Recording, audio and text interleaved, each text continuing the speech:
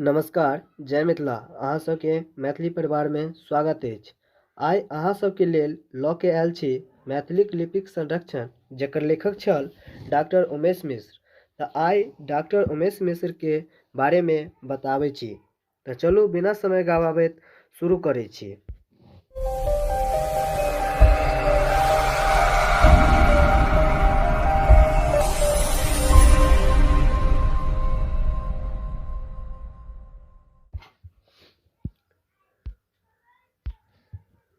Doctor Umesh Mishra के जन्म 18 नवंबर 1895 ईस्वी में भेल छल। डॉक्टर उमेश मिश्र के जन्म स्थान बिन्नी सोदरपुर नेपाल में भेल छल, जे हिनकर मातृक अछि। डॉक्टर उमेश मिश्र के अपन गाम गजहरा अछि, जे मधुबनी में पड़ैत अछि। डॉक्टर उमेश मिश्र के निधन 8 सितंबर 1967 ईस्वी में भेल छल।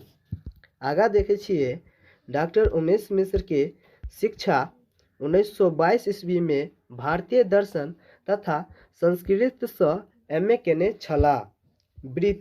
वृत्ति के अर्थ भेल जीवन निर्वाह। 1923 ईस्वी से 1959 ईस्वी पर्यंत इलाहाबाद विश्वविद्यालय में संस्कृत प्राध्यापक रहला। मतलब 1923 ईस्वी से 1959 ईस्वी तक इलाहाबाद विश्वविद्यालय में संस्कृत प्राध्यापक रहला।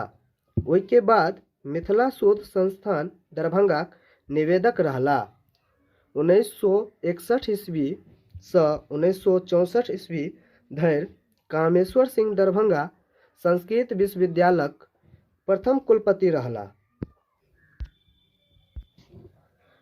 आगा देखे छी कृति के अर्थ भेल रचना। अब डॉक्टर उमेश मिश्र के कोन कोन रचना अछि से देखे छिए। मौलिक के अर्थ भेल मूल संबंधित। अब डॉक्टर उमेश मिश्र के मूल संबंधित कोन कोन रचना अछि से देखे छिए। कमला, जे लघु उपन्यास अछि। ओहि के बाद अछि नलोपाख्यान तथा उपाख्यान। ओहि के बाद अछि अति चार निर्णय। अगला अछि तरहुता आरक्षक उत्पत्ति आ विकास। ओहि के बाद अछि मैथिली संस्कृति और सभ्यता।